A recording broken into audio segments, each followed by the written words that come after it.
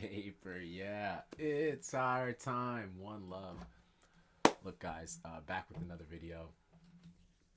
I am.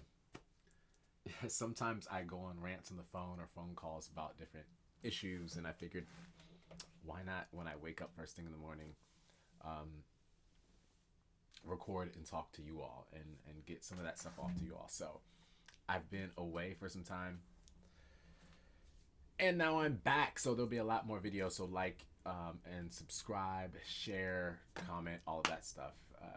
Follow me on Instagram and Twitter because I'm a little more active there. Okay, so this video is about how the job market is being how the job market in New York City is trash.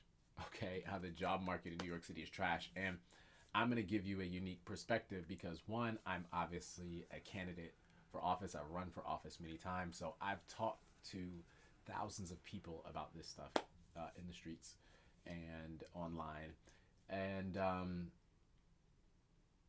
I also have run a nonprofit and a volunteer organization where we've had a large amount of volunteers. So that kind of can give you a gauge on how well things are doing. When there's a lot of people are volunteering in New York, it usually means folks have excess time and income.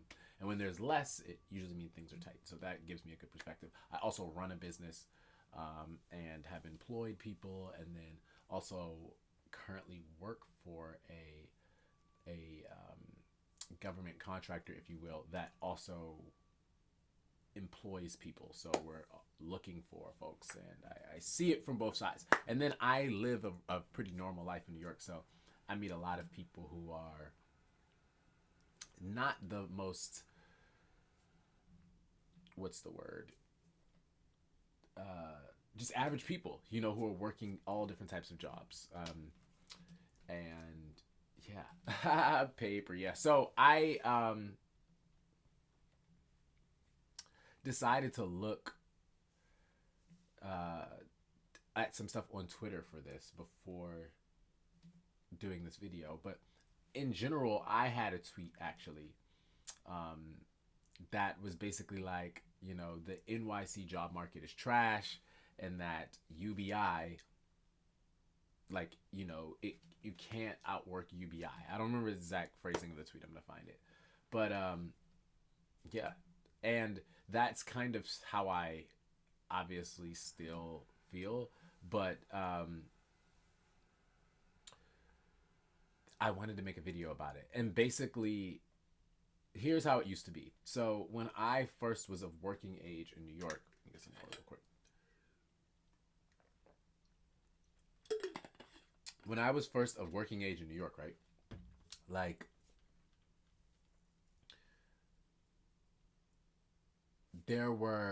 I had a friend from college that already was working here. I worked at a different job in a TV station in a different place, and I lived in Spain.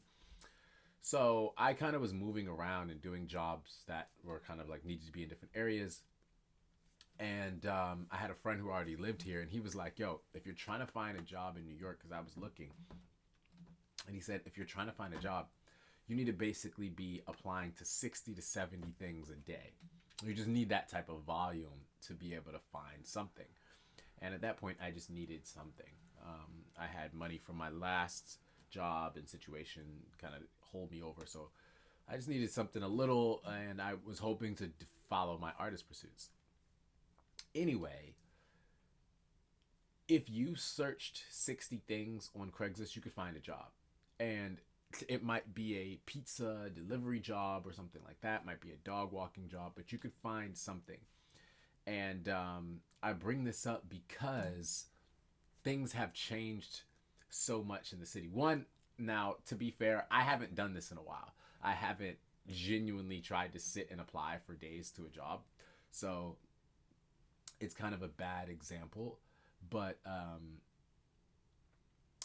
yeah. So a lot of things are affecting this. I did another video that basically talked about a friend I had who couldn't get a job as a a friend I had who couldn't get a job even as doing like DoorDash or Uber Eats, stuff like that, because it was so much pressure on it from kind of undocumented workers. And I think a lot of these folks did have some work authorization, but a lot of folks were, undocumented folks. And there's been heavy immigration in New York. So that's the thing. It's not new. There's been heavy immigration in New York. But what changed was that it's so much more now. So much more immigration has happened that these jobs that were kind of like in between jobs, or maybe somebody is unemployed and they're looking for something in between, or they're just trying to get some extra money. These jobs have been basically taken up by, and they're considered the jobs that people say, oh, these are the jobs that no one wants. But sometimes it's not what you want, but it's what you need. And there are times when folks need those jobs.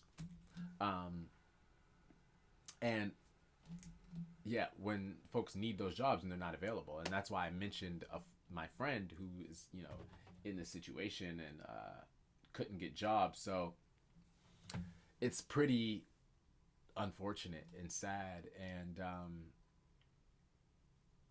there's nothing being done about it, and folks aren't talking about it. And so there's been the recent ICE raids. I guess I might as well use that to segue into what I have up here, because this has been up here for a while. Paper, yeah. So the recent ICE raids are interesting because, I'm sure they're out there, but New York is so big and there's so many people moving that I doubt ICE can make a dent, like by actually going after people and still having to carry out operations all around the country and at the border and stuff. I doubt they can make a dent in the illegal migration happening in New York City. This is my honest opinion of watching government agencies work, of watching police work.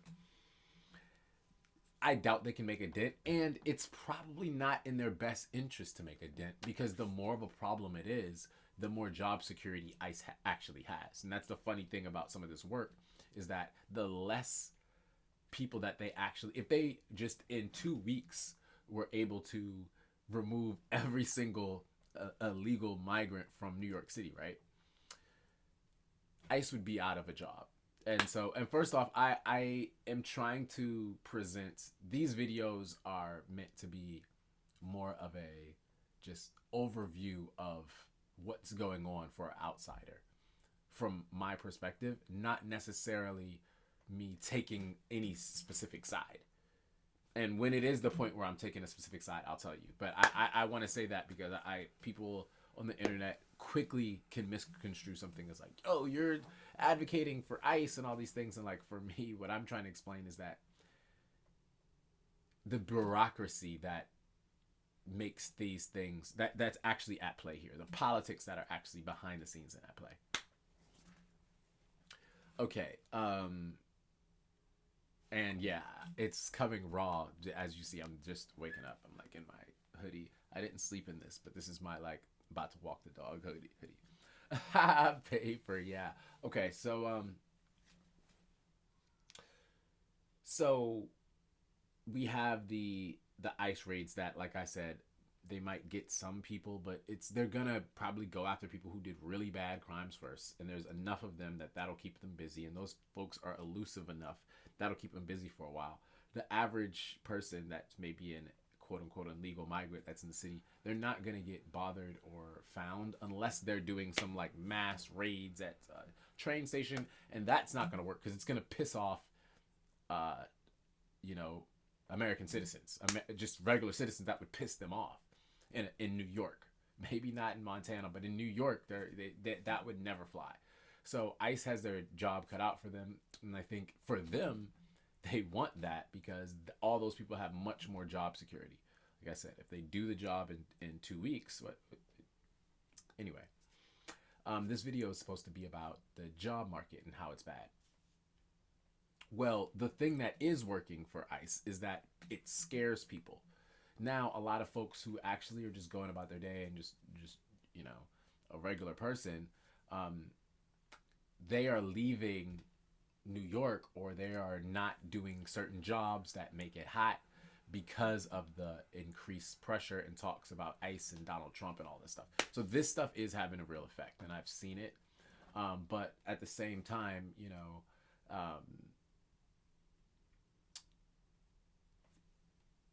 is it enough to make a dent in the job market? So the job market has a few issues. One, it has this issue that I just spent so much time talking about. The other issue it has is the NYC job market specifically, is that there is a constant influx of people moving to New York every every single month. How many people move to NYC every month? I'm gonna do this so you guys can just see how many people move to NYC every month.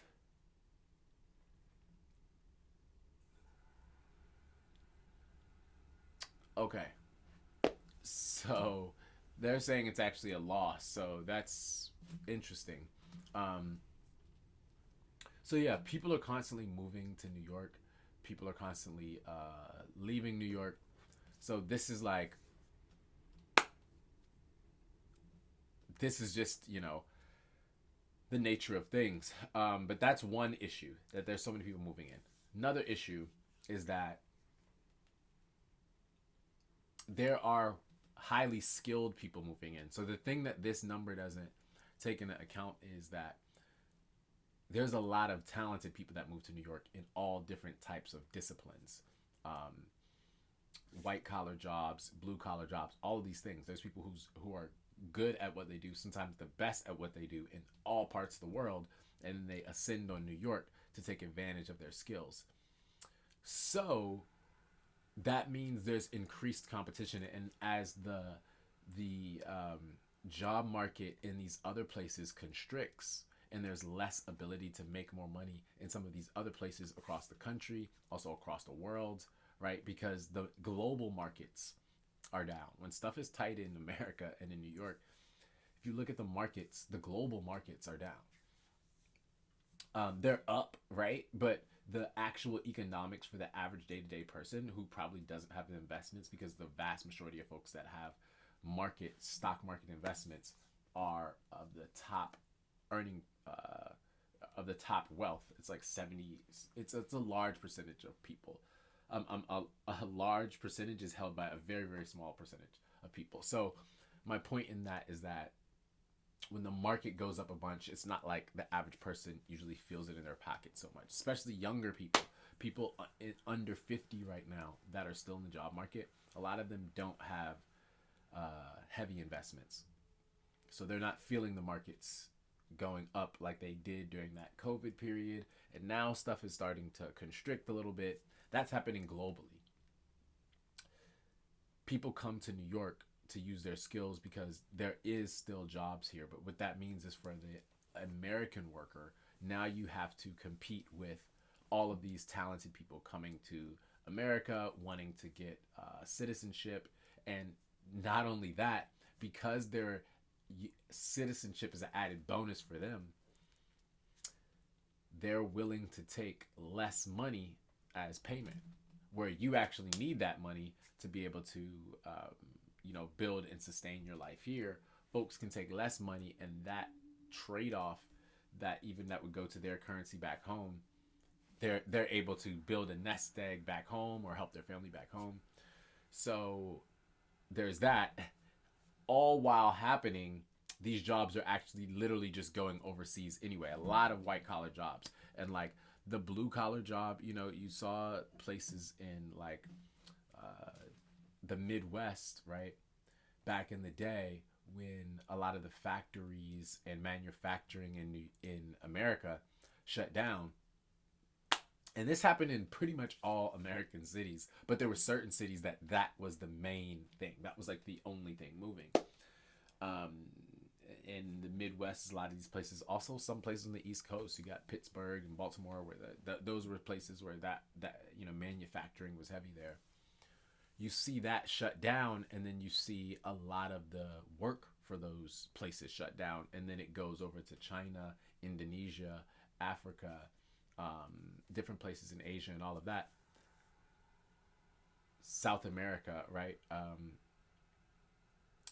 All of those jobs are lost for people in America, and there was nothing to, you know, substantial done to make up for that gap in employment.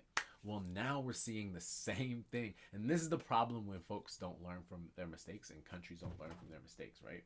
Because now, um, you're seeing the same thing. Hold on. Okay, so had a call. Um, Basically, now you have to compete with all those jobs actually going overseas, right? All those jobs actually going overseas based on remote work. And those people being able to work for much, much less and it being very enticing. In fact, I was just in South Africa and I was out meeting people, you know, out doing my thing at the party, and I met a young lady, and she's like, "Yo, I have work at 6 p.m." And I'm like, "Oh." And at 6 p.m. was basically when it was like 8 a.m. or something, or midday, early in the morning in America. And she worked for Prudential, and she was in South Africa. They speak English. They speak British, basically English is what it sounds like. And yeah, she's working for uh, Prudential. So my point is saying that these are jobs that would have been in America, and they would have been paid in an American dollar, and they would have had a certain focus. Um, they would have had to hire Americans, folks that maybe would have had to come in, or even if they were able to do it remote. But then it's like, if you can do it remote, someone in South Africa can do it remote at a different time of day. They just work the night shift, and because of their economy being the way it is, they maybe are more willing to accept different conditions or what have you. So this is a problem, and you know, New York City's education system. It's like two education systems. There are the public school system is it has some issues, and the private school system, it's some amazing private schools. I mean, some private schools that, you know, you might not even need to go to college afterwards, right? So it's it's an interesting dilemma. Um, the main point that I wanted to make about the job market here is that there's pressure coming from two sides. So from the kind of like bottom of the blue collar market, there's all this pressure. There's all this pressure from jobs that people would have done as stopgap jobs, or jobs when they were brief, you know, had a spell of unemployment, or just to make extra income during tough times. All of those jobs have been cut out, right? There's still some available, but a lot have been cut out. A busboy job that some guy who's a model might take, now those jobs are fully taken by folks that are undocumented. Um, and there's also a sense that, hey, I don't need you as an American to do it, because I can find an undocumented worker to do it. And I have friends that are in this situation, and because they're in that situation and their boss knows they're undocumented, they're much, much more likely to try to take advantage of them and try to not pay them, or pay them late, or if they give them too much issue about getting paid, you know. Yes, so there's pressure from both sides. From the, like I said, the white collar jobs, the entry level white collar jobs, as well as the upper level white collar jobs. Because a lot of this stuff is being outsourced overseas, or folks are coming from overseas and getting visas to be able to work here. Also, a large share of folks in higher education, being master students or PhD students, are from overseas, because that is one of the easiest ways to get a longer stay in the United States, is like extending your education with masters and PhD and all of that type of stuff. And so, like, um, this isn't a video to say that we need less immigration, because I think for the United States to say a power the way it is, we either need to start having more kids or more immigration, or both, honestly. So this isn't a video necessarily about that. It's more so about, we need real solutions that are actually going to try to help people. We need real solutions that are actually going to try to help people, and actually going to move things forward in this economy of the future with AI. Because I didn't even start to talk about AI. That is the real next killer. A lot of people in higher positions don't know how to use AI to replace people fully yet. But there's better software coming out there that's being sold to folks every day and saying, hey, I can replace this whole department for you with AI. And that's more pressure. I would call that side pressure on the job market, because it's hitting all of them. You know, when it was a couple of kiosks at CVS, folks said, hey, that's taking jobs, but you know, they didn't really do anything about it. They were just like, oh, well. But now it's a lot of side pressure, and who knows, maybe it'll bounce back, because folks will see that it's more efficient to have people actually doing this work, or they'll like how having people do the work. But right now, because the economy is so tough, and because there's great marketing around generative AI, there's a lot of jobs that are maybe writing jobs, that are maybe reasoning jobs, organization jobs that are being downsized, I would say, because of AI. So I hope that was informative. And yeah, like and subscribe. Also, most importantly, comment, and yeah, share. I'm gonna have like a donation link and all that soon, so you guys can support. But a lot more videos coming. A little bit all over the place today, but a lot more videos coming soon. So one love. Paper, yeah.